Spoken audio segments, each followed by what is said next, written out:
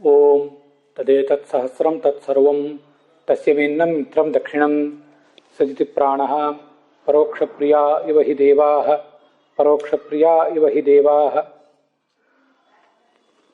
ಓಂ ವಿಶ್ವದೃಶೇ ನಮಃ. ಓಂ ತ್ವಂ ಕುತ್ಸೇನಾಭಿಷುಷ್ಣಮಿಂದ್ರಾಶುಷಂ ಯುಧ್ಯ ಕುಯವಂ ಗವಿಷ್ಟೌ ದಶಪ್ರಪಿತ್ವೇ ಅಧ ಸೂರ್ಯಸ್ಯ ಮುಷಾಯಶ್ಚಕ್ರಮವಿವೇಹೆ. ಶ್ರೀ ಗುರುಭ್ಯೋ ನಮಃ. ಮಹಾಭಾರತದ ಅನುಶಾಸನ ಪರ್ವದ ವಿಷ್ಣು ಸಹಸ್ರನಾಮ ಸ್ತೋತ್ರದ 244ನೇಯ ವಿಶ್ವದೃಕ್ ಅಥವಾ ವಿಶ್ವದೃಕ್. ವಿಶ್ವದೃಕ್ ಅನ್ನುವಲ್ಲಿ ಮಹಾಪ್ರಾಣ, ವಿಶ್ವದೃಕ್ ಅನ್ನುವಲ್ಲಿ ಮಹಾಪ್ರಾಣ ಇದೆ, ವಿಶ್ವದೃಕ್ ಅನ್ನುವಲ್ಲಿ ಅಲ್ಪ ಪ್ರಾಣ ಇದೆ. ಇದು ವ್ಯತ್ಯಾಸ. ಆ ನಾಮ ಮತ್ತು ಅದಕ್ಕೆ ಸಂಬಂಧಿಸಿದಂಥ 244ನೇಯ ಬೃಹತಿ ಮಂತ್ರ ಇದೆಲ್ಲವನ್ನು ಕೂಡ ನಾವು ಈಗ ನೋಡಬೇಕಾಗಿದೆ. ಅದಕ್ಕಿಂತ ಮುಂಚೆ ಈ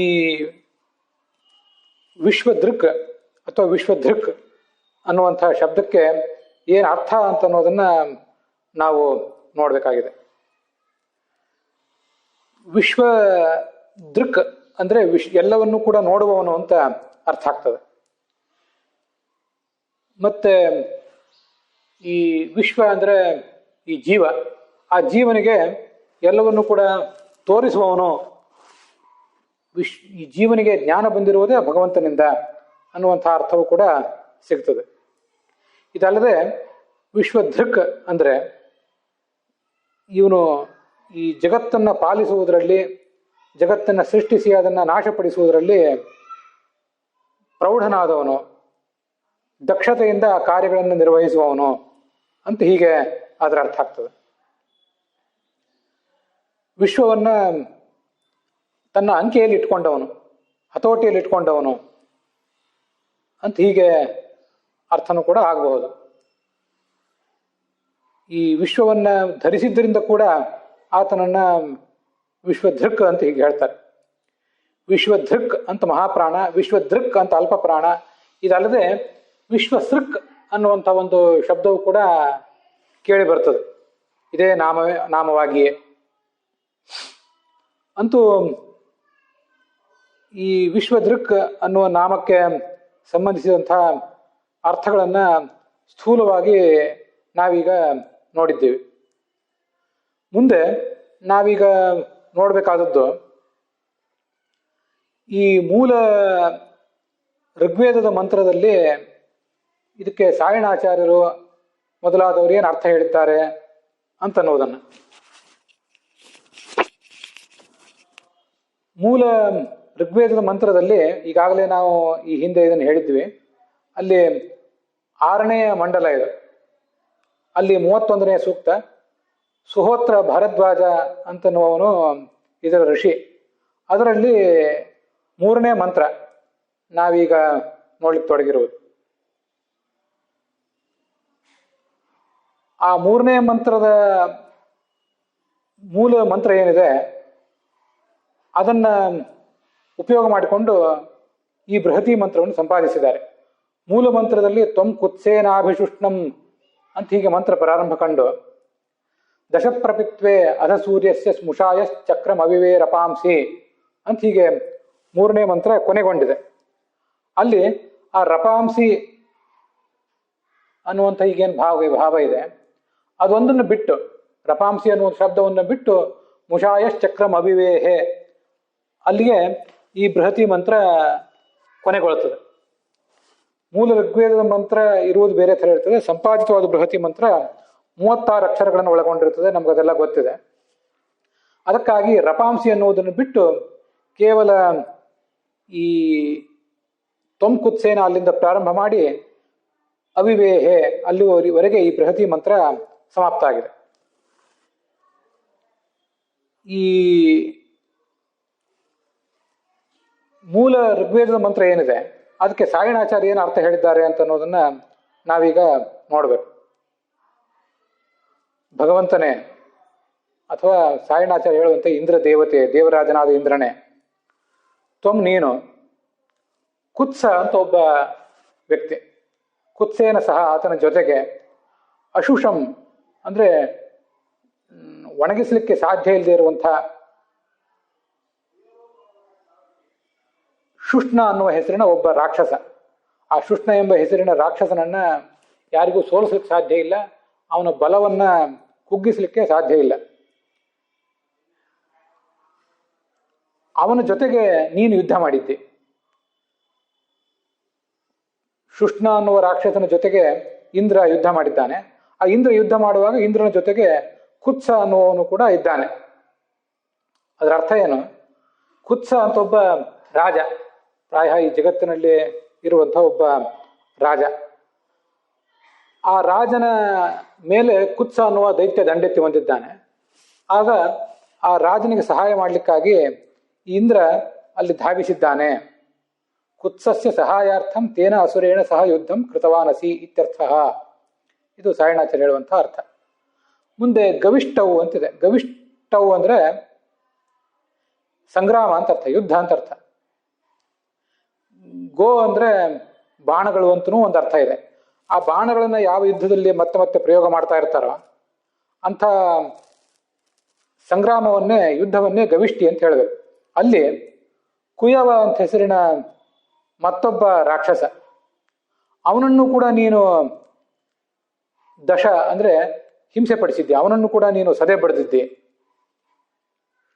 ಅಧಪ್ರಪಿತ್ವೆ ಅಂದ್ರೆ ಅಧ ಅಂದ್ರೆ ಮತ್ತೆ ಇನ್ನೂ ಕೂಡ ಇಂದ್ರನೇ ನೀನು ಮಾಡಿರುವಂತಹ ಲೀಲೆಗಳೇನಿವೆ ಅದನ್ನು ನಾವೀಗ ನೋಡಬೇಕು. ಪ್ರಪಿತ್ವ ಅಂದ್ರೆ ಯುದ್ಧ ಅಂತ ಅರ್ಥ. ಪ್ರಪಿತ್ವ ಅಂದ್ರೆ ಪ್ರಪತನ. ಎದುರಾಳಿಗಳು ಪರಸ್ಪರರನ್ನ ಸಂಹರಿಸಿ ಅವರನ್ನ ಧರಾಶಾಯಿಗಳನ್ನಾಗಿ ಮಾಡುವುದನ್ನೇ ಉದ್ದೇಶ ಮಾಡ್ಕೊಂಡಿರ್ತಾರೆ. ಆದ್ರಿಂದ ಪ್ರಪಿತ್ವ ಅಂದ್ರೆ ಪ್ರಪತನ, ಕೆಳಗೆ ಬೀಳಿಸುವುದು, ಅದೇ ಯುದ್ಧ. ಆಗ ಈ ಯುದ್ಧದಲ್ಲಿ ಸೂರ್ಯನ ಚಕ್ರವನ್ನ ನೀನು ಅಪಹಾರ ಮಾಡಿದ್ದೆ. ಒಂದು ಯುದ್ಧದಲ್ಲಿ ಆ ಸೂರ್ಯನ ರಥ ತನ್ನ ಒಂದು ಚಕ್ರವನ್ನು ಕಳೆದುಕೊಂಡಿತ್ತು, ಮುಂದೆ ಅದು ಏಕಚಕ್ರವಾಯಿತು. ಸಪ್ತಯುಂಜಂತಿ ರಥಮೇಕ ಚಕ್ರಂ ಅಂತ ಋಗ್ವೇದದಲ್ಲೂ ಕೂಡ ಸೂರ್ಯನ ರಥ ಅದು ಒಂದೇ ಚಕ್ರ ಉಳ್ಳದ್ದು ಅಂತ ವರ್ಣನೆ ಬಂದಿದೆ.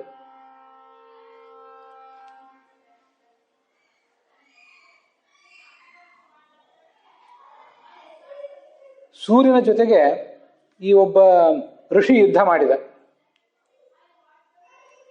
ಈ ಶಾಖೆಯನ್ನ, ಈ ಋಗ್ವೇದದ ಈ ಶಾಖೆಯನ್ನ ಕಂಡು ಹಿಡಿದಂತಹ ಒಬ್ಬ ಋಷಿ ಸೂರ್ಯನ ಜೊತೆಗೆ ಯುದ್ಧ ಮಾಡಿದ. ಆಗ ಆ ಋಷಿಗೆ ಸಹಾಯ ಮಾಡಲಿಕ್ಕಾಗಿ ಇಂದ್ರ ಅಲ್ಲಿ ಧಾವಿಸಿದ. ಸೂರ್ಯನ ಚಕ್ರವನ್ನು ಅಪಹಾರ ಮಾಡಿದ. ಆಗ ಆ ಸೂರ್ಯನ ಎರಡು ಚಕ್ರಗಳ ರಥದ ಎರಡು ಚಕ್ರಗಳಲ್ಲಿ ಒಂದು ಚಕ್ರ ಕುಸಿದು ಬಿದ್ದಿತು, ಒಂದೇ ಚಕ್ರ ಉಳಿಯಿತು. ಸೂರಶ್ಚಕ್ರಂ ಪ್ರಬೃಹಜ್ಜಾತ ಓಜಸ ಅಂತ ಋಗ್ವೇದದಲ್ಲಿ ಮತ್ತೊಂದು ಕಡೆ ಈ ಕಥೆ ಬಗ್ಗೆ ವಿವರ ಇದೆ. ಅದಲ್ಲದೆ ರಪಾಂಸಿ ಅಂತಿದೆ. ರಪಾಂಸಿ ಅಂದ್ರೆ ನಿತ್ಯ ಪಾಪವನ್ನೇ ಮಾಡುವಂತಹ ರಾಕ್ಷಸರು ಮೊದಲಾದವರು. ಆ ರಾಕ್ಷಸರನ್ನ ನೀನು ಸಂಹಾರ ಮಾಡಿದ್ದಿ, ರಾಕ್ಷಸರೆಲ್ಲರನ್ನು ಕೂಡ ನೀನು ಸದೆ ಬಡಿದಿದ್ದಿ ಅಂತ ಅದರ ತಾತ್ಪರ್ಯ. ಹೀಗಿದು ಸಾಯಣಾಚಾರ್ಯರು ಆ ಮಂತ್ರಕ್ಕೆ ಹೇಳುವಂತಹ ಅರ್ಥ. ಮುಂದೆ ಸಾಯಣಾಚಾರ್ಯರ ಈ ಅರ್ಥವನ್ನೇ ಅವಲಂಬಿಸಿ ರಘುನಾಥ ಸ್ವಾಮಿಗಳು ಕೂಡ ಸಂಪಾದಿತವಾದ ಬೃಹತಿ ಮಂತ್ರಕ್ಕೆ ಅರ್ಥ ಹೇಳಿರ್ತಾರೆ. ಅದನ್ನು ಕೂಡ ನಾವು ನೋಡೋಣ. ಇಲ್ಲಿ ಮೂಲ ಋಗ್ವೇದದ ಮಂತ್ರಕ್ಕೆ ಅರ್ಥ ಮಾಡಿದವರು ಒಬ್ರು ಸಾಯಣಾಚಾರ್ಯರು, ಮತ್ತೊಬ್ರು ಭಗವಂತಾಚಾರ್ಯರು. ಸಾಯಣಾಚಾರ್ಯರ ಅರ್ಥವನ್ನು ಹೇಳಿದ್ದಾದ ಮೇಲೆ ಭಗವಂತಾಚಾರ್ಯರ ಅರ್ಥವನ್ನು ಹೇಳುವುದು ರೂಢಿ ನನ್ನದು ಯಾವತ್ತೂ ಕೂಡ. ಇಲ್ಲಿ ವಿಶ್ವ ದೃಶ್ ಅವರು ಅಲ್ಪ ಪ್ರಾಣ ಇಟ್ಕೊಂಡಿದ್ದಾರೆ. ವಿಶ್ವ ದೃಕ್ ಅಂದ್ರೆ ಈ ಜಗತ್ತನ್ನ ನಾಶಪಡಿಸುವವನು ವಿಶ್ವ ದೃಕ್. ನಾನು ಅಲ್ಪ ಪ್ರಾಣ ಅಂತ ಹೇಳಿದೆ, ಅಲ್ಪ ಪ್ರಾಣ ಅಲ್ಲದು ಮಹಾಪ್ರಾಣ. ವಿಶ್ವಂ ಸಮಸ್ತಂ ಜಗತ್ತು ಧರ್ಷಯತಿ, ದರ್ಶನ ಮಾಡುವುದು ನಿಯಮನ ಮಾಡುವುದು, ತನ್ನ ಹತೋಟಿಯಲ್ಲಿ ಇಟ್ಕೊಳ್ಳುವುದು ಅಂತ ಅರ್ಥ. ವಿಶ್ವ ದೃಕ್ ಅಂತನೂ ಕೆಲವರು ಹೇಳ್ತಾರೆ ಅಂತ ಅಲ್ಲಿ ಭಗವಂತಾಚಾರ್ಯರು ಅದನ್ನು ವರ್ಣನೆ ಮಾಡಿದ್ದಾರೆ. ಭಗವಂತಾಚಾರ್ಯರು ಏನು ಅರ್ಥ ಹೇಳಿದ್ದಾರೆ ಅಂತ ಅನ್ನೋದನ್ನ ನಾನು ಈಗಿಲ್ಲೇನು ಹೇಳೋದಿಲ್ಲ. ಯಾಕಂದ್ರೆ ಭಗವಂತಾಚಾರ್ಯ ಹೇಳಿದ ಅಧ್ಯಾತ್ಮಪರವಾದಂತಹ ಅರ್ಥವನ್ನೇ ನಾನು ಕೂಡ ನನ್ನ ಅನ್ವಯಾರ್ಥದಲ್ಲಿ ಇಟ್ಕೊಂಡಿದ್ದೇನೆ. ಆದ್ದರಿಂದ ಭಗವಂತಾಚಾರ್ಯ ಹೇಳಿದ ಅರ್ಥವನ್ನ ನಾನಿಲ್ಲೀಗ ಹೇಳಲಿಕ್ಕೆ ಹೋಗೋದಿಲ್ಲ. ನಾನು ಹೇಳಲಿಕ್ಕೆ ತೊಡಗಿರುವುದು ಈ ಮೂಲ ಋಗ್ವೇದದ ಮಂತ್ರಕ್ಕೆ ಸಾಯಣಾಚಾರ್ಯ ಹೇಳಿದ ಅರ್ಥ ಆದಮೇಲೆ ರಘುನಾಥ ಸ್ವಾಮಿಗಳು ಹೇಳಿದಂತಹ ಅರ್ಥ. ರಘುನಾಥ ಸ್ವಾಮಿಗಳು ಕೂಡ ವಿಶ್ವದೃಕ್ ಅಂತ ಹೀಗೆ ಅರ್ಥ ಇಟ್ಕೊಂಡಿದ್ದಾರೆ. ಇಲ್ಲಿ ಕುತ್ಸ ಅನ್ನುವಂಥ ಒಬ್ಬ ರಾಜ, ಆ ರಾಜನಿಗೆ ಸಹಾಯ ಮಾಡುವುದಕ್ಕಾಗಿ ಇಂದ್ರ ಸಹಾಯ ಮಾಡಿದ್ದು, ಅದೆಲ್ಲ ಸಾಯಣಾಚಾರ್ಯ ಏನು ಅರ್ಥ ಹೇಳಿದ್ದಾರೆ ಅದನ್ನೇ ರಘುನಾಥ ಸ್ವಾಮಿಗಳು ಕೂಡ ಅರ್ಥ ಹೇಳ್ತಾರೆ.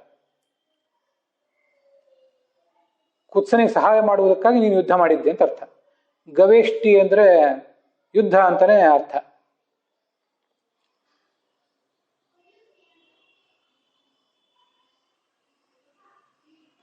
ಪ್ರಪಿತ್ವ ಅಂದ್ರೆ ಯುದ್ಧ ಅಂತಾನೆ ಅರ್ಥ. ಸಾಯಣಾಚಾರ್ಯ ಯಾವ ಅರ್ಥವನ್ನು ಹೇಳಿದ್ದಾರೆ ಅದನ್ನೇ ರಘುನಾಥ ಸ್ವಾಮಿಗಳು ಕೂಡ ಅರ್ಥ ಹೇಳಿದ್ದಾರೆ. ಸೂರ್ಯನ ರಥಕ್ಕೆ ಇದ್ದ 2 ಚಕ್ರಗಳನ್ನು ನೀನು ಕಿತ್ತಾಕಿದ್ದೆ, ಅದರಲ್ಲಿ ಒಂದೇ ಚಕ್ರ ಉಳಿಯಿತು. ಈ ಇಂದ್ರ ಆ ಸೂರ್ಯನ ವಿರುದ್ಧ ಯುದ್ಧ ಮಾಡಿದ್ದ ತನ್ನ ಒಬ್ಬ ಭಕ್ತನಾದಂತಹ ಸಾಧಕನ ಸಹಾಯಕ್ಕಾಗಿ. ಈ ಕಥೆಯನ್ನ ಸಾಯಣಾಚಾರ್ಯನು ಹೇಳಿದ್ದಾರೆ, ಅದನ್ನೇ ರಘುನಾಥ ಸ್ವಾಮಿಗಳು ಕೂಡ ಉದ್ಧರಿಸಿದ್ದಾರೆ. ವಿಶ್ವದೃಕ್ ಅಂದ್ರೆ ಏನು? ವಿಶ್ವಾನಿ ಶುಷ್ಣ ಕುಯವಾದಿ ರಕ್ಷಾಂಸಿ. ಇಲ್ಲಿ ಅನೇಕ ಜನ ರಾಕ್ಷಸರಿದ್ದಾರೆ. ಶುಷ್ಣ ಅಂತ ಒಬ್ಬ ರಾಕ್ಷಸ, ಕುಯವ ಅಂತ ಮತ್ತೊಬ್ಬ ರಾಕ್ಷಸ. ಅವರೆಲ್ಲರನ್ನು ಕೂಡ ದಂಶತಿ ಅಂದ್ರೆ ಕಚ್ಚುವವನು ಅಂತ ಅರ್ಥ. ರಾಕ್ಷಸರನ್ನು ಕಚ್ಚುವುದು ಅಂದ್ರೆ ರಾಕ್ಷಸರನ್ನ ಸದೆ ಬಡಿಯುವುದು ಅಂತ ಅರ್ಥ. ಆ ರಾಕ್ಷಸರು ನೆಲ ಕಚ್ಚುವಂತೆ ಮಾಡುವವನು ಅಂತ ಹೀಗೆ ಅರ್ಥ ಅದಕ್ಕಾಗಬಹುದು. ವಿಶ್ವಾನ್ ಅಥವಾ ವಿಶ್ವಾನಿ ದಂಶತಿ ಇತಿ ವಿಶ್ವದೃಕ್. ದಂಶ ಧಾತುವಿಗೆ ಕರ್ತಾರ್ಥದಲ್ಲಿ ಕ್ವಿಪ್ ಪ್ರತ್ಯಯ ಬಂದು ಅಲ್ಲಿರುವಂತಹ ದಂಶ ಅನ್ನುವಲ್ಲಿನ ಅನುಸ್ವಾರ ಲೋಪ ಕಂಡು ಮುಂದೆ ವಿಶ್ವದೃಕ್ ಅಂತ ಹೀಗಾಗಿದೆ. ಉಪಧಾಕಾರಸ್ಯ ಋಕಾರ ವಿಶ್ವ ದಂಶ ಅನ್ನೋ ಧಾತುವಿಗೆ ಋಕಾರ ಬಂದು ವಿಶ್ವದೃಕ್ ಅಂತ ಹೀಗೆ ಶಬ್ದ ನಿಷ್ಪನ್ನ ಆಗಿದೆ. ವಿಶ್ವದೃಕ್ ಅಂದ್ರೆ ಎಲ್ಲ ರಾಕ್ಷಸರನ್ನು ಕೂಡ ನಾಶಪಡಿಸುವವನು ಅಂತ ಅದಕ್ಕರ್ಥ. ಇದು ರಘುನಾಥ ಸ್ವಾಮಿಗಳು ನಮಗೆ ತಿಳಿಸಿಕೊಡುವಂಥ ಅರ್ಥ. ಸಾಯಣಾಚಾರ್ಯರು ಹೇಳಿದ ಅರ್ಥದ ಜಾಡಿನಲ್ಲಿಯೇ ರಘುನಾಥ ಸ್ವಾಮಿಗಳ ಅರ್ಥವೂ ಕೂಡ ಇದೆ. ಅದನ್ನೀಗ ನಾವು ನೋಡಿದ್ದೇವೆ. ಮುಂದೆ ಈ ಸಾಯಣಾಚಾರ್ಯರ ಅರ್ಥ, ರಘುನಾಥ ಸ್ವಾಮಿಗಳ ಅರ್ಥ, ಹಾಗೆ ಭಗವಂತಾಚಾರ್ಯರ ಅರ್ಥ, ಇದೆಲ್ಲವನ್ನು ಸಂಗ್ರಹ ಮಾಡಿ ನಾನೇನು ಅರ್ಥ ಹೇಳಿದ್ದೀನಿ ಅಂತ ಅನ್ನೋದನ್ನ ಈಗ ನಾವು ನೋಡಬೇಕಾಗಿದೆ. ನಾನು ಇಲ್ಲಿ ಸಾಯಣಾಚಾರ್ಯ ಹೇಳಿದ ಅರ್ಥವನ್ನಾಗಲಿ ರಘುನಾಥ ಸ್ವಾಮಿ ಹೇಳಿದ ಅರ್ಥವನ್ನಾಗಲಿ ಅದು ಇಟ್ಕೊಂಡಿಲ್ಲ. ಅದು ಯಾವನೋ ಒಬ್ಬ ರಾಜ, ಮತ್ತೊಬ್ಬ ಯಾರೋ ಭಕ್ತ, ಮತ್ತೊಬ್ಬನ ಯಾರೋ ರಾಕ್ಷಸನ ಸದೆ ಬಡಿಯುವುದು ಇತ್ಯಾದಿ ಅರ್ಥಗಳೇನಿವೆ ಅವು ಅಧ್ಯಾತ್ಮದ ಪರವಾದಂತಹ ಅರ್ಥಗಳನ್ನು ವೇದದಲ್ಲಿ ಹುಡುಕುವವರಿಗೆ ಸಮಾಧಾನ ಕೊಡೋದಿಲ್ಲ. ಅದಕ್ಕೆ ಭಗವಂತಾಚಾರ್ಯರು ಚೆನ್ನಾಗಿ ಅರ್ಥಗಳನ್ನು ಹೇಳೇ ಬಿಟ್ಟಿದ್ದಾರೆ. ಆದ್ದರಿಂದ ನನಗೇನು ಈ ಮಂತ್ರಕ್ಕೆ ಅರ್ಥವನ್ನು ಹೇಳುವುದರಲ್ಲಿ ಶ್ರಮ ಇಲ್ಲ. ಹಾಗಾದ್ರೆ ಅನ್ವಯಾರ್ಥ ಏನು? ನಾನು ಅನ್ವಯಾರ್ಥವನ್ನು ಹೇಳುವುದರ ಜೊತೆಗೇನೆ ಭಗವಂತಾಚಾರ್ಯ ಹೇಳಿದ ಅರ್ಥಗಳನ್ನು ಕೂಡ ನಾವು ಇಲ್ಲಿ ನೋಡಿದಂತೆ ಆಗೇ ಬಿಡ್ತದೆ. ಹೇ ಇಂದ್ರ ಪರಮೇಶ್ವರನೇ, ತ್ವಂ ನೀನು ಕುತ್ಸೇನ. ಕುತ್ಸ ಅಂದ್ರೆ ಒಬ್ಬ ರಾಜನ ಜೊತೆಗೆ ರಾಜನ ಸಂಗಡ ಯುದ್ಧ ಮಾಡಿದೆ. ಶುಷ್ಣ ಅನ್ನುವ ರಾಕ್ಷಸನನ್ನು ಎದುರಿಸಿ ಅಂತ ಇದು ಸಾಯಣಾಚಾರ್ಯ ಅರ್ಥ ಆಗಿತ್ತು. ಆದ್ರೆ ಕುತ್ಸ ಅನ್ನೋದಕ್ಕೆ ಬೇರೆ ಅರ್ಥ ಹೇಳ್ತಾರೆ ಭಗವಂತಾಚಾರ್ಯ. ನಿವೃತ್ತ ಧರ್ಮ. ಭಗವಂತಾಚಾರ್ಯ ಏನು ಅರ್ಥ ಹೇಳಿದ್ದಾರೆ ಅದನ್ನೇ ನಾನು ನನ್ನ ವ್ಯಾಖ್ಯಾನದಲ್ಲಿ ಉಪಯೋಗ ಮಾಡಿ ಅದಕ್ಕೆ ನಿಷ್ಪತ್ತಿಯನ್ನು ಕೂಡ ತೋರಿಸಿದ್ದೇನೆ. 100% ಅರ್ಥ ಇಲ್ಲಿ ಭಗವಂತಾಚಾರ್ಯದೇ ಇದೆ. ಕು ಅಂದ್ರೆ ಕೆಟ್ಟದ್ದು ಅಂತ ಅರ್ಥ. ಕೆಟ್ಟದ್ದು ಯಾವುದು ಅಂದ್ರೆ ಪಾಪ. ಆ ಪಾಪವನ್ನು ನಾಶ ಮಾಡುವಂಥದ್ದು ನಿವೃತ್ತ ಧರ್ಮ. ನಿವೃತ್ತ ಧರ್ಮಾಚರಣೆಯನ್ನು ಮಾಡಿದರೆ ಪಾಪ ನಷ್ಟ ಆಗಿ ಹೋಗ್ತದೆ, ನಮ್ಗೆ ಅದು ಗೊತ್ತಿದೆ. ಆದ್ರಿಂದ ಕುತ್ಸ ಅಂದ್ರೆ ನಿವೃತ್ತ ಧರ್ಮ ಅಂತ ಅದರ ಅರ್ಥ.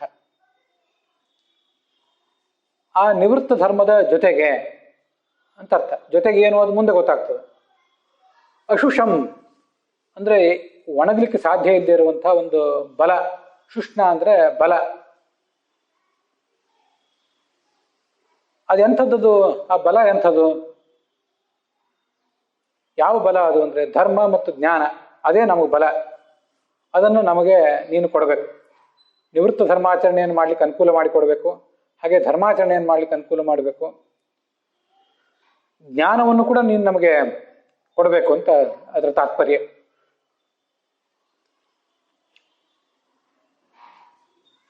ಧರ್ಮಂ ಜ್ಞಾನಂ ಚ ನಃ ಪ್ರಾಪಯೇತಿ ಯಾವತ್ತು. ಒಂದು ನಿವೃತ್ತ ಧರ್ಮ, ಇನ್ನೊಂದು ಜ್ಞಾನ, ಇವೇ ನಮಗೆ ಮುಕ್ತಿದಾಯಕ. ಅದನ್ನು ನೀನು ನಮಗೆ ಕೊಡಬೇಕು. ಗವಿಷ್ಟಿ ಅಂತಿದೆ. ಯುದ್ಧ, ಗೋ ಅಂದರೆ ಬಾಣ. ಆ ಬಾಣಗಳನ್ನು ಎಲ್ಲಿ ಹೂಡಿ ಪರಸ್ಪರ ಪ್ರಯೋಗ ಮಾಡ್ತಾರೋ ಅದು ಗವಿಷ್ಟಿ ಅಂತ ಬಂದಿದೆ. ಆ ಅರ್ಥವನ್ನು ನಾವಿಲ್ಲಿ ಇಟ್ಕೊಳ್ಳೋದು ಬೇಡ. ಗವಿಷ್ಟಿ ಅಂದರೆ ಭಗವಂತಾಚಾರ್ಯ ಅದನ್ನು ಹೇಳೇ ಇದ್ದಾರೆ. ಗೋ ಅಂದರೆ ಜ್ಞಾನ ಅಂತನೂ ಅರ್ಥ ಇದೆ. ಇಲ್ಲಿ ಪರೋಕ್ಷ ಜ್ಞಾನ ಅಂತ ಅರ್ಥ ಇಟ್ಕೊಳ್ಳೋಣ. ಪರೋಕ್ಷ ಜ್ಞಾನ ನಮಗೆ ಸಿಕ್ಕಾದ ಮೇಲೆ ಪರೋಕ್ಷ ಜ್ಞಾನಸ್ಯ ಪ್ರಾಪ್ತವು ಸತ್ಯಂ. ಕುಯವ ಅಂತಿದೆ. ಕುಯವ ಅಂತ ಅನ್ನೋದು ಕೂಡ ಯಾವನು ರಾಕ್ಷಸನಲ್ಲ, ಅವನು ಕೂಡ ಒಬ್ಬ, ಅದು ಕೂಡ ಅಪರೋಕ್ಷ ಜ್ಞಾನ ಅನ್ನೋ ಅರ್ಥವನ್ನೇ ಹೇಳ್ತದೆ. ಯಾಕೆ ಕುಯವ ಅಂದ್ರೆ ಹಾಗೆ ಅಂದ್ರೆ, ಕು ಅಂದ್ರೆ ಕುತ್ಸಿತವಾದಂತಹ ಅಜ್ಞಾನ ಮೊದಲಾದದ್ದು, ಅಜ್ಞಾನ, ಸಂಶಯ, ವಿಪರೀತ ಜ್ಞಾನ ಮೊದಲಾದದ್ದು. ಅದನ್ನ ಯವ ನಾಶ ಮಾಡುವಂಥದ್ದು. ಅಜ್ಞಾನಕ್ಕೆ, ಸಂಶಯಕ್ಕೆ, ವಿಪರೀತ ಜ್ಞಾನಕ್ಕೆ ನಾಶಕವಾದದ್ದು ಈ ಅಪರೋಕ್ಷ ಜ್ಞಾನ. ಅದನ್ನ ದಶ ನೀನು ನಮಗೆ, ದಶ ಅಂದ್ರೆ ದಿಶಾ ಅಂತ ಅರ್ಥ, ಅದಕ್ಕೆ ದೇಹಿ ಅಂತ ಅದರ ಅರ್ಥ. ಒಂದು ಅಪರೋಕ್ಷ ಶಬ್ದದಿಂದ ಪರೋಕ್ಷ ಜ್ಞಾನ ಬಂದ ಮೇಲೆ ಅಪರೋಕ್ಷ ಜ್ಞಾನವನ್ನು ಕೊಡುವಂತ ಒಂದು ಅರ್ಥ, ಅಥವಾ ಶಬ್ದದಿಂದ ಪರೋಕ್ಷ ಜ್ಞಾನ ಬಂದ ಮೇಲೆ ಮಾನಸಾಪರೋಕ್ಷ ಬಂದ ಮೇಲೆ, ಗವಿಷ್ಟಿ ಅಂದ್ರೆ ಮಾನಸಾಪರೋಕ್ಷ ಬಂದ ಮೇಲೆ ಮುಂದೆ ಸ್ವರೂಪಾಪರೋಕ್ಷ ಬರಬೇಕು. ಆ ಸ್ವರೂಪಾಪರೋಕ್ಷವನ್ನು ಕೊಡು. ಕುಯವ ಅಂದ್ರೆ ಸ್ವರೂಪಾಪರೋಕ್ಷ, ಅದನ್ನು ಕೊಡುವಂತನೂ ಅರ್ಥ ಮಾಡ್ಬೋದು. ಯಾಕೆಂದ್ರೆ ಸ್ವರೂಪಾಪರೋಕ್ಷ ಬಂದ ಮೇಲೆ ಕೂಡ ಅನೇಕ ಥರದ ಏಳು ಬೀಳುಗಳನ್ನ ಸಾಧಕ ಅನುಭವಿಸಬೇಕಾಗ್ತದೆ. ಮನಸ್ಸಿನಿಂದ ಅಪರೋಕ್ಷ ಜ್ಞಾನ ಬಂದ ಮೇಲೆ ಕೂಡ ಅನೇಕ ಏಳು ಬೀಳುಗಳನ್ನು ಅನುಭವಿಸಬೇಕಾಗ್ತದೆ.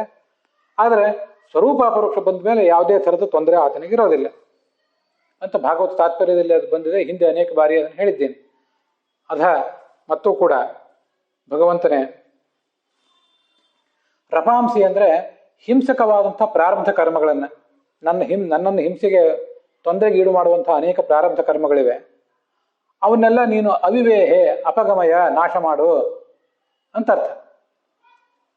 ಆ ರಪಾಂಸಿ ಅಂತ ಅನ್ನೋದಕ್ಕೆ ನಾನು ನನ್ನ ವ್ಯಾಖ್ಯಾನದಲ್ಲಿ ಕಂಸದಲ್ಲಿ ಒಂದು ಅಂಶ ಬರೆದಿದ್ದೀನಿ, ಅದನ್ನು ಈಗ ಮುಂದೆ ಹೇಳ್ತೇನೆ. ಅವಿವೇಹೆ ಅಂದ್ರೆ ನನ್ನ ಪ್ರಾರಬ್ಧ ಕರ್ಮಗಳನ್ನು ನಾಶ ಮಾಡು. ಮುಂದೆ ಪ್ರಾರಬ್ಧ ಕರ್ಮಗಳನ್ನು ನಾಶ ಮಾಡಿದ್ದಾದ್ಮೇಲೆ ಪ್ರಪಿತ್ವ ಅಂದ್ರೆ, ಅದಕ್ಕೆ ಭಗವಂತಾಚಾರ್ಯ ಅರ್ಥ ಹೇಳಿದ್ದಾರೆ. ನಮ್ಮ ಅಭಿವ್ಯಕ್ತವಾದ ಸ್ವರೂಪಾನಂದದ ಭೋಗವನ್ನು ನಾವು ಮಾಡಬೇಕಾಗಿದೆ. ಮುಕ್ತಿಯಲ್ಲಿ ನಮಗೆ ಸ್ವರೂಪಾನಂದ ಅಭಿವ್ಯಕ್ತ ಆಗ್ತದೆ, ಅದರ ಭೋಗವನ್ನು ನಾವು ಮಾಡಬೇಕು, ಅದನ್ನು ಅನುಭವಿಸ್ಬೇಕು. ಅದೇ ಪ್ರಪಿತ್ವ. ಅದನ್ನು ನಿಮಿತ್ತವನ್ನಾಗಿ ಮಾಡಿಕೊಂಡು ಅಂತ ಹೀಗದರ ಅರ್ಥ. ಆಗ ನಮಗೆ ಆ ಸ್ವರೂಪಾನಂದದ ಭೋಗ ಆಗುವುದಕ್ಕಾಗಿ ಸೂರ್ಯಸ್ಯ ಚಕ್ರಂ, ಸೂರ್ಯ ಅಂದ್ರೆ ಈ ನಮ್ಮನ್ನು ಬೆಳಗುವಂಥ, ಜಗತ್ತನ್ನು ಬೆಳಗುವ ಸೂರ್ಯ ಅಲ್ಲ, ಜಗತ್ತಿನ ಅಜ್ಞಾನವೆಂಬ ಅಂಧಕಾರವನ್ನು ಬೆಳಗುವಂತಹ ಸೂರ್ಯನೇ ಇಲ್ಲಿ ಸೂರ್ಯ. ನೀನೇ ಭಗವಂತನೇ ಸೂರ್ಯ. ನಿನ್ನ ಆ ಚಕ್ರವನ್ನ ಅಂದ್ರೆ ಕಾಲಚಕ್ರವನ್ನ, ಮುಷಾಯ, ಕಾಲಚಕ್ರ ನಿನ್ನ ಕೈಯಲ್ಲಿದೆ. ನೀನು ಯಾವತ್ತೂ ಕೂಡ ಜನರನ್ನ ಕಾಲಚಕ್ರದಿಂದ ನಿಯಂತ್ರಿಸ್ತಾ ಇದ್ದಿ. ನಿನ್ನ ಆ ಕಾಲಚಕ್ರವನ್ನು ಹಿಂತೆಗೆದುಕೋ. ನಿನ್ನ ಕಾಲಚಕ್ರದಿಂದ ನೀನು ನಮ್ಮನ್ನು ನಿಯಂತ್ರಿಸ್ತಿರುವುದರಿಂದಲೇ ನಾವು ಹುಟ್ಟು, ಸಾವು, ಮುಂದೆ ಸ್ವರ್ಗ ನರಕಾದಿಗಳು, ಮತ್ತೆ ಹುಟ್ಟು, ಸಾವು, ಇದರ ಒಂದು ಸಂಕೋಲೆಯಲ್ಲಿ ಸಿಕ್ಕಿಬಿದ್ದಿದ್ದೀವಿ. ನಿನ್ನ ಕಾಲಚಕ್ರವನ್ನು ಹಿಂತೆಗೆದುಕೋ. ಆಗ ನನಗೆ ಜನನ, ಮರಣ ಮೊದಲಾದದ್ದೆಲ್ಲವೂ ಕೂಡ ತಪ್ಪಿ ಹೋಗ್ತದೆ. ಇದನ್ನೆಲ್ಲವನ್ನು ಕೂಡ ಭಗವಂತಾಚಾರ್ಯರ ಟಿಪ್ಪಣಿಯಿಂದಲೇ ನಾನು ತಗೊಂಡಿದ್ದೇನೆ. ಈ ನನ್ನ ಬೃಹತಿ ಮಂತ್ರದ ಲೇಖನದಲ್ಲಿ ಆ ರಪಾಂಸಿ ಅಂತ ಅನ್ನೋದಕ್ಕೆ ಒಂದಿಷ್ಟು ವಿವರಣೆಗಳನ್ನು ಬರೆದಿದ್ದೇನೆ. ಕಂಸದಲ್ಲಿದೆ, ಅದನ್ನ ನೀವು ಗಮನಿಸಬೇಕು. ರಪಾಂಸಿ ಅಂದ್ರೆ ರಪ ವಧೆ ಅಂತ ಧಾತು. ಆ ಧಾತು ಅದೊಂದು ಶಬ್ದ ಋಗ್ವೇದದ ಮೂಲ ಮಂತ್ರದಲ್ಲಿದೆ. ಆದರೆ ರಘುನಾಥ ತೀರ್ಥರು ಏನು ಬೃಹತಿ ಮಂತ್ರವನ್ನು ಸಂಪಾದನೆ ಮಾಡಿದ್ದಾರೆ, ಆ ಬೃಹತಿ ಮಂತ್ರದಲ್ಲಿ ಆ ರಪಾಂಸಿ ಅನ್ನುವುದು ಇಲ್ಲ. ಅವಿವೇಹೆ ಅನ್ನೋಲ್ಲಿಗೆ 36 ಅಕ್ಷರಗಳಾಗಿ ಹೋಗ್ತವೆ. ಆದರೂ ಕೂಡ ರಪಾಂಸಿ ಅನ್ನೋದನ್ನು ಇಲ್ಲಿ ಯಾಕೆ ಸೇರಿಸಿದ್ದೀನಿ ಅಂದರೆ ಅರ್ಥದ ಸ್ಪಷ್ಟತೆಗಾಗಿ ನಾನು ಕೂಡ ಈ ಮಂತ್ರದಲ್ಲಿ ಅದನ್ನು ಸೇರಿಸ್ಕೊಂಡಿದ್ದೇನೆ. ಅದನ್ನು ಬಿಟ್ಟರೂ ಏನು ತೊಂದರೆ ಇಲ್ಲ. ಅಧ ಅವಿವೇಹೆ, ಅಧ ಆಮೇಲೆ ರಪಾಂಸಿ ಅಂತ ಅನ್ನೋದನ್ನು ಬಿಟ್ಟರೂ ಕೂಡ ಅವಿವೇಹೆ, ನೀನು ನಮ್ಮದಾದಂಥ ಎಲ್ಲ ಕೆಟ್ಟದ್ದನ್ನು ನಾಶ ಮಾಡು ಅಂತ ಅಧ್ಯಾಹಾರ ಮಾಡ್ಕೊಳ್ಳಿಕ್ಕೆ ಬರ್ತದೆ. ನೀನು ನಾಶ ಮಾಡು ಒಂದು ಏನನ್ನು ನಾಶ ಮಾಡಬೇಕು? ನಮಗೆ ಸ್ವರೂಪಾಪರೋಕ್ಷ ಬಂದಾಯ್ತು. ಸ್ವರೂಪಾಪರೋಕ್ಷ ಬಂದಾದ್ಮೇಲೆ ನೀನು ನಾಶ ಮಾಡಬೇಕಾದದ್ದು ಏನನ್ನ ಅಂದರೆ ನಮ್ಮ ಏನೇ ಅಲ್ಲಿ ಉಳಿದಿದೆ, ಸ್ವರೂಪಾಪರೋಕ್ಷದ ನಂತರ ಮುಕ್ತಿಗೆ ನಡುವೆ ಪ್ರತಿಬಂಧಕವಾಗಿ ಏನೇನು ಉಳಿದಿದೆ ಅದೆಲ್ಲವನ್ನೂ ನಾಶ ಮಾಡುವಂತೆ ಅದರ ಅರ್ಥ ಆಗ್ತದೆ. ಆದ್ರಿಂದ ರಪಾಂಸಿ ಅನ್ನೋದನ್ನು ಇಟ್ಕೊಂಡ್ರು ಇಟ್ಕೊಳ್ದೆ ಹೋದ್ರೂ ದೋಷ ಏನಿಲ್ಲ. ನೋಡಿ, ಪ್ರಪಿತ್ವೆ ಅಂತ ಶಬ್ದ ಇದೆ. ಅಲ್ಲಿ ಪಿಬತಿ ಇತಿ ಪಿಹಿ, ಯಾರು ಪಿಬತಿ ಕುಡಿತಾನೋ ಅವನು ಪಿ. ಪೇಹೆ ಭಾವ ಪಿತ್ವಂ, ಘಟಸ್ಯ ಭಾವ ಘಟತ್ವಂ ಹೇಗೋ ಹಾಗೆ ಪೇಹೆ ಭಾವ ಪಿತ್ವಂ, ಪ್ರಕರ್ಷೇಣ ಪಿತ್ವಂ ಪ್ರಪಿತ್ವಂ. ನಾವು ಚೆನ್ನಾಗಿ ಕುಡಿಯುವುದು, ಚೆನ್ನಾಗಿ ಅನುಭವಿಸುವುದು ಯಾವಾಗ? ಈ ಜಗತ್ತಿನಲ್ಲಿದ್ದಾಗ ನಮಗೆ ಚೆನ್ನಾಗಿ ಅನುಭವಿಸಲಿಕ್ಕೆ ಕುಡಿಲಿಕ್ಕೆ ಬರೋದಿಲ್ಲ. ಜಗತ್ತಿನಲ್ಲಿ ಸುಖವನ್ನು ನಾವು ಎಷ್ಟು ಸವಿದೆವು, ದುಃಖವೇ ಹೆಚ್ಚಿಲ್ಲಿ. ಆದರೆ ಮುಕ್ತಿಗೆ ಹೋದಾಗಲೇ ನಮಗೆ ಸರಿಯಾಗಿ ಆ ಸ್ವರೂಪಾನಂದವನ್ನು ಸವಿಲಿಕ್ಕೆ ಬರ್ತದೆ. ಆದ್ದರಿಂದ ಪ್ರಪಿತ್ವ ಅಂದರೆ ಮುಕ್ತಿಯ ಸುಖದ ಅನುಭವ. ಅದಕ್ಕಾಗಿ ಸಪ್ತಮಿ ವಿಭಕ್ತಿಯ ನಿಮಿತ್ತದಿಂದ ಅಂತ ಅರ್ಥ. ಸೂರ್ಯ ಅಂದರೆ ಭಗವಂತನ ಹೆಸರು. ಯಾಕೆಂದ್ರೆ ಸೂರ್ಯಪ್ರಾಪ್ಯ, ಜ್ಞಾನಿಗಳಿಂದ ಅವನು ಪ್ರಾಪ್ಯ, ಸೂರ್ಯಪ್ರಾಪ್ಯ ಅಂತಾರೆ. ನಿನ್ನ ಕಾಲಚಕ್ರವನ್ನು ನೀನು ಹಿಂತೆಗೆದುಕೋ, ನಮ್ಮನ್ನ ಆ ಕಾಲಚಕ್ರದ ಬಾಧೆಗೆ ಈಡು ಮಾಡಬೇಡ ಅಂತದರ ತಾತ್ಪರ್ಯ. ಕುತ್ಸ ಅಂದ್ರೆ ನಿವೃತ್ತ ಧರ್ಮ ಅಂತ ಅರ್ಥ. ಯಾಕಂದ್ರೆ ಕು ಅಂದ್ರೆ ಕುಚಿತವಾದಂಥ, ಕುಂ ಉತ್ಸಯತಿ ಉತ್ಸಾರಯತಿ ಇತಿ ಕುತ್ಸ. ಕೆಟ್ಟದಾದ ಪಾಪವನ್ನು ದೂರ ಇಡುವುದೇ ಈ ನಿವೃತ್ತ ಧರ್ಮ. ನಿವೃತ್ತ ಧರ್ಮವನ್ನು ನಾವು ಆಚರಣೆ ಮಾಡ್ತಾ ಇದ್ದಂತೆ ನಮ್ಮೆಲ್ಲ ಪಾಪಗಳು ಪರಿಹಾರ ಕಾಣ್ತವೆ ಅಂತ ಅರ್ಥ. ಅಶುಷಂ ಅಂದ್ರೆ ಎಂದೂ ಒಣಗಿ ಹೋಗದ.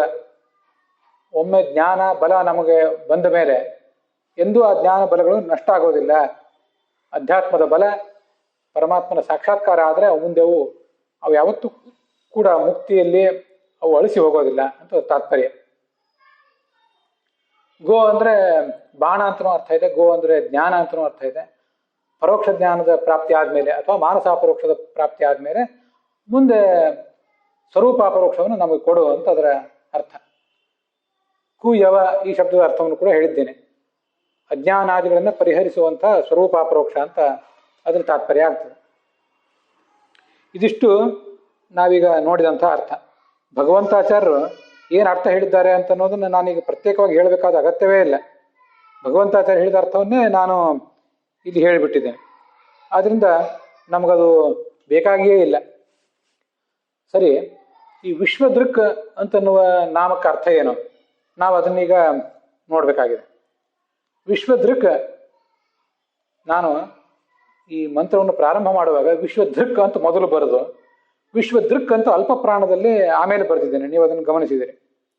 ಆದರೆ ಮಂತ್ರವನ್ನು ವ್ಯಾಖ್ಯಾನ ಮಾಡ್ತಾ ಮಾಡ್ತಾ ಮುಂದೆ ಹೋದಂತೆ ಮಂತ್ರದ ಸ್ವರೂಪವನ್ನು, ಮಂತ್ರದ ಅರ್ಥವನ್ನು, ನಾಮದ ಅರ್ಥವನ್ನು ನಾನು ತಿಳ್ಕೊಂಡಂತೆ ಮುಂದೆ ಹೋದಂತೆ ನನಗೆ ವಿಶ್ವದೃಕ್ಕಿಂತ ವಿಶ್ವದೃಕ್ ಅನ್ನುವುದು ಈಗಿನ ಬೃಹತಿ ಮಂತ್ರಕ್ಕೆ ಹೊಂದುತ್ತದೆ ಅಂತ ಅರ್ಥ ಆಯಿತು.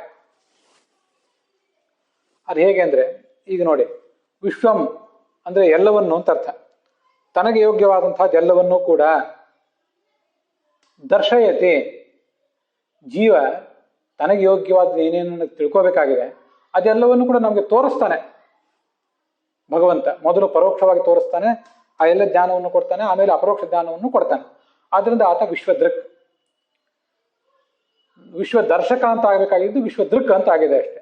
ಅಲ್ಲಿ ನಿಚ್ ಪ್ರತ್ಯಯ ಇದ್ರೆ ತೋರಿಸ್ತಾನೆ ಅಂತ ಅರ್ಥ ಆಗ್ತದೆ. ವಿಶ್ವದೃಕ್ ಅಂತಿದ್ರೆ ನಿಚ್ ಪ್ರತ್ಯಯ ಇಲ್ಲ, ನೋಡ್ತಾನೆ ಅಂತ ಅರ್ಥ ಆಗ್ತದೆ. ಭಗವಂತ ತಾನು ನೋಡಿ ನಮಗೆ ತೋರಿಸ್ತಾನೆ. ನೋಡ್ಲಿಕ್ಕೆ, ತೋರಿಸ್ಲಿಕ್ಕೆ ಅವನೇ ಸ್ವತಂತ್ರ ಅನ್ನೋ ದೃಷ್ಟಿಯಿಂದ ಅಲ್ಲಿ ನಾವು ದೃಕ್ ಅಂತ ಅನ್ನೋದನ್ನ ನಿಚ್ ಪ್ರತ್ಯಯ ಇಲ್ಲದೇನೆ ಪ್ರಯೋಗ ಮಾಡಿದ್ದಾರೆ ಅಂತ ಅರ್ಥ ಮಾಡ್ಕೋಬೇಕು. ಅದು ನನ್ನ ಆಲೋಚನೆ. ಇದನ್ನೇ ಬೃಹತಿ ಮಂತ್ರ ವಿಸ್ತಾರವಾಗಿ ಹೇಳಿದೆ. ಶುಷ್ಣಂ ಅಭಿಯುಧ್ಯ ಗವಿಷ್ಟೌ ಕುಯವಂ ದಶ ನಮಗೆ ಜ್ಞಾನದ ಬಲವನ್ನು ಕೊಟ್ಟು ಮುಂದೆ ಸ್ವರೂಪಾಪರೋಕ್ಷವನ್ನು ಕೂಡ ಕೊಡು ಅಂತ ಹೀಗೆ ಬೃಹತಿ ಮಂತ್ರ ಅದನ್ನು ಸ್ಪಷ್ಟವಾಗಿ ಹೇಳಿದೆ. ಕುಯವ ಅಂದರೆ ಸ್ವರೂಪಾಪರೋಕ್ಷ ಅಂತ ಅರ್ಥ, ಶುಷ್ಣ ಅಂದರೆ ಬಲ ಅಂತ ಅರ್ಥ, ಜ್ಞಾನದ ಬಲ ಅಂತ ಅರ್ಥ. ಹೀಗೆ ಇವೆಲ್ಲವನ್ನೂ ಕೂಡ ಬೃಹತಿ ಮಂತ್ರ ಇಲ್ಲಿ ಸ್ಪಷ್ಟವಾಗಿ ಹೇಳಿದೆ. ಆದ್ದರಿಂದ ವಿಶ್ವದೃಕ್, ದೃಕ್ ಆಮೇಲೆ ಇಟ್ಕೊಳ್ಳೋಣ, ಅದು ಬೇಡ, ಮಹಾಪ್ರಾಣ ಆಮೇಲೆ ಇಟ್ಕೊಳ್ಳೋಣ. ವಿಶ್ವದೃಕ್ ಅಂದರೆ ನಮಗೆ ನಾವು ಕಾಣಬೇಕಾದ್ದೆಲ್ಲವನ್ನೂ ನಮಗೆ ತೋರಿಸುವವನು, ನಮಗೆ ಜ್ಞಾನ ಕೊಡುವವನು ಅಂತ ಅದರ ಅರ್ಥ. ಹೀಗೆ ನಾಮಕ್ಕೂ ಬೃಹತಿ ಮಂತ್ರಕ್ಕೂ ಸಂಬಂಧ ತೋರಿಸಿದ್ದು ಕೂಡ ನಾನೇ ಮಾಡಿಕೊಂಡಿರುವಂಥ ಒಂದು ವ್ಯಾಖ್ಯಾನ.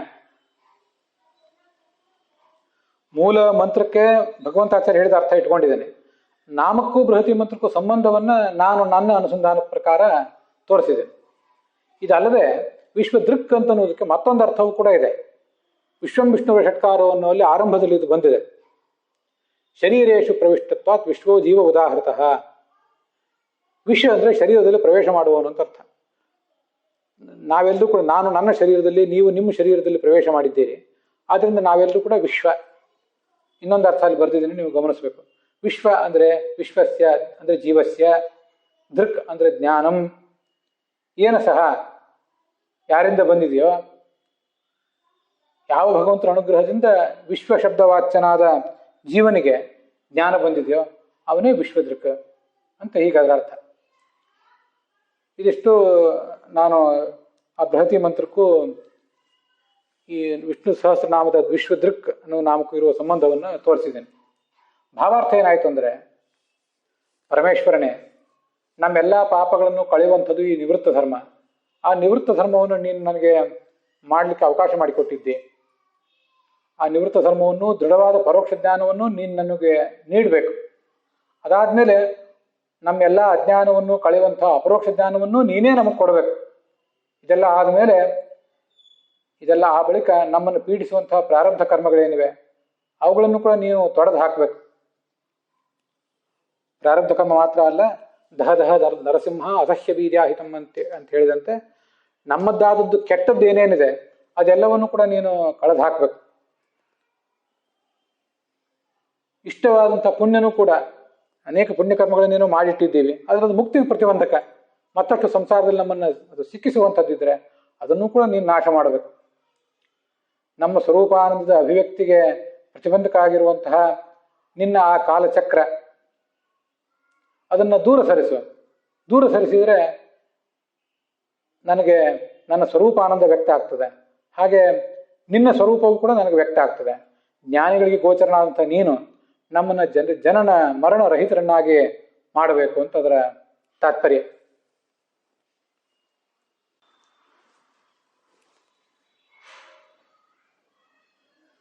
ಹೀಗೆ ಇವತ್ತು ನಾವು ಈ ಬೃಹತಿ ಮಂತ್ರ ಮತ್ತು ಅದಕ್ಕೆ ಸಂಬಂಧಿಸಿದಂಥ ವಿಶ್ವದೃಕ್ ಅನ್ನುವ ನಾಮ, ಭಾವಾರ್ಥ ಇವುಗಳನ್ನು ನೋಡಿದ್ದೀವಿ. ಈ ವಿಶ್ವದೃಕ್ ಅನ್ನೋದಕ್ಕೆ ಸಂಬಂಧಪಟ್ಟಂತೆ ಮತ್ತೂ ಕೆಲವು ಅರ್ಥಗಳಿವೆ, ಅನೇಕ ಉಲ್ಲೇಖಗಳಿವೆ. ಅವುಗಳನ್ನು ಕೂಡ ನಾವು ಈ ಮುಂದಿನ ಭಾಗದಲ್ಲಿ ನೋಡೋಣ. ಅಲ್ಲಿಗೆ ಈ ಭಾಗ ಸಮಾಪ್ತವಾಗಿದೆ. ಹುಸಿಯ ನಾಡಿ ಹೊಟ್ಟೆ ಹೊರೆವ ವಿಷಯದಲ್ಲಿ ರಸಿಕನೆಂದು ಹುಸಿಗೆ ಹಾಕದಿರುವೇನು ಹೃಷಿಕೇಶನೇ, ಈಶನಿಂದ ಚರಣ ಭಜನೆ ಆಸೆಯಿಂದ ಮಾಡುವೆ, ದೋಷ ರಾಶಿ ನಾಶ ಮಾಡು ಶ್ರೀಶಕೇಶವ. ಶ್ರೀಕೃಷ್ಣಾರ್ಪಣ ಮಸ್ತು.